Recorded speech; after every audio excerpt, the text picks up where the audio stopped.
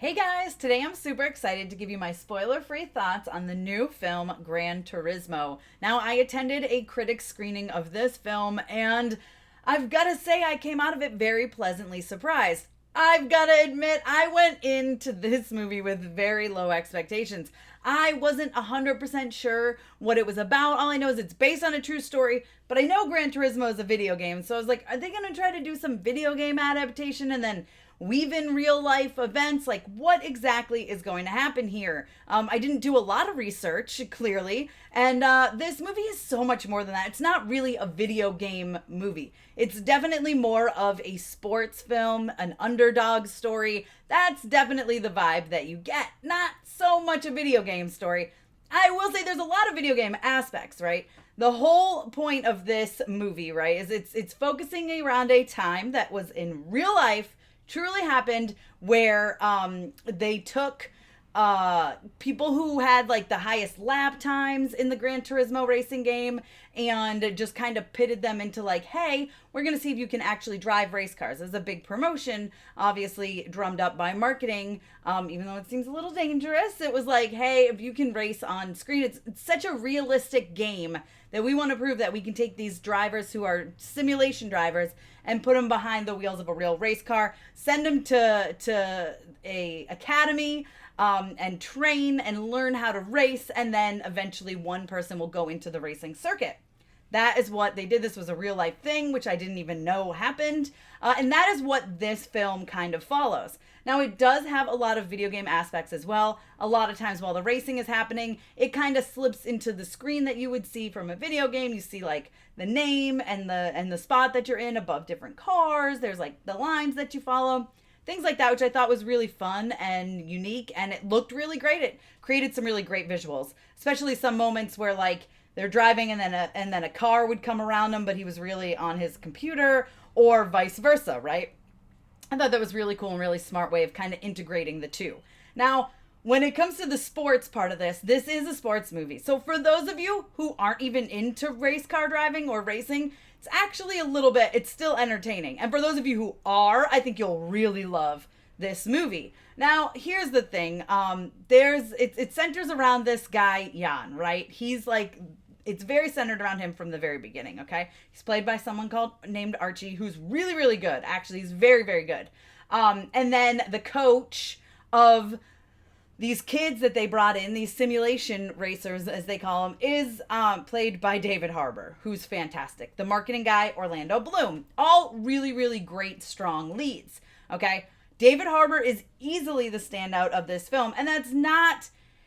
It's not to say that the guy, Archie, who plays Jan, isn't good, because he is. And while this story is focused around him, it's really the chemistry between him and David Harbour that makes David Harbour's character work so well. And that relationship between the two of them that plays out on screen makes David kind of the heart of the story. You kind of fall in love with him. He's really great. He's fantastic. He's strong-willed and hard-headed, but he's like a good coach. And that's kind of, I just fell in love with this character. I thought he was great.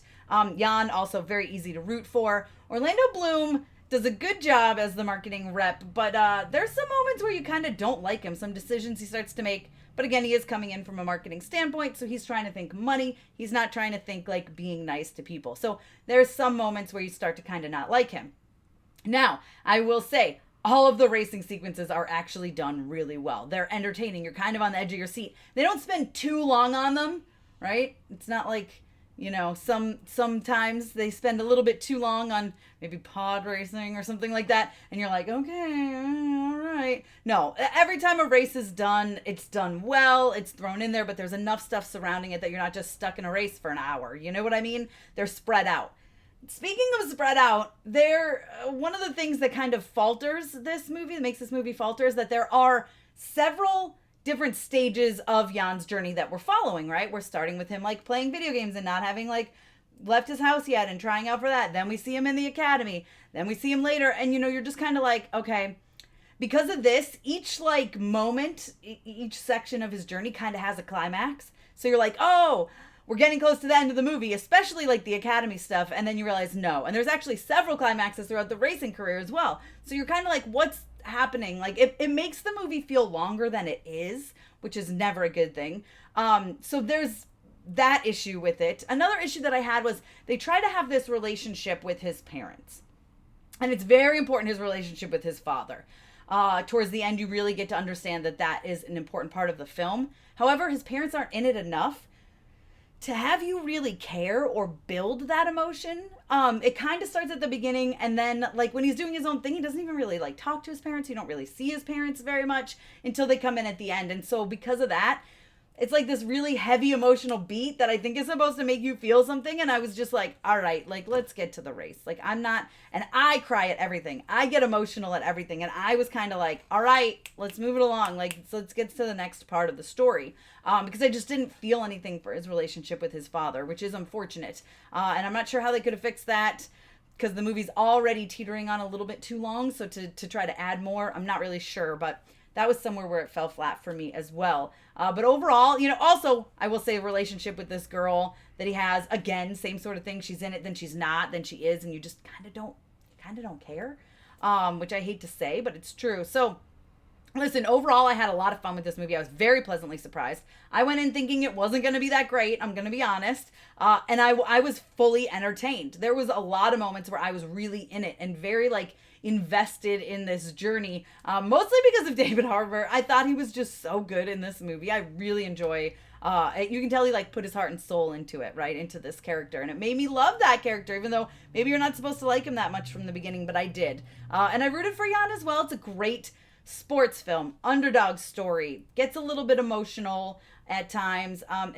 It's good. It's really good and it's entertaining. It's definitely not perfect, but it's very surprising in a good way. So I give Gran Turismo 3.5 out of 5. It hits theaters. It was going to be August 11th. They pushed it to August 25th. So be sure to check it out in theaters on August 25th, especially if you're a racing fan or a sports fan. I think it's definitely something that'll be right up your alley. Gamers, a little bit. I'm a big gamer, and I did love the little gaming aspects that they weaved in. I thought it was great. It was a good way to integrate it. So yeah, let me know your thoughts down below in the comments. If by the time you got to this review, you've already seen Gran Turismo, let me know what you thought. Be sure to give me a thumbs up. Don't forget to subscribe. Hit that notification bell so you don't miss out on more videos like this one. You guys can check me out at mamasgeeky.com and follow me over on Instagram, Twitter, and TikTok. Thanks, guys. I'll see you next time.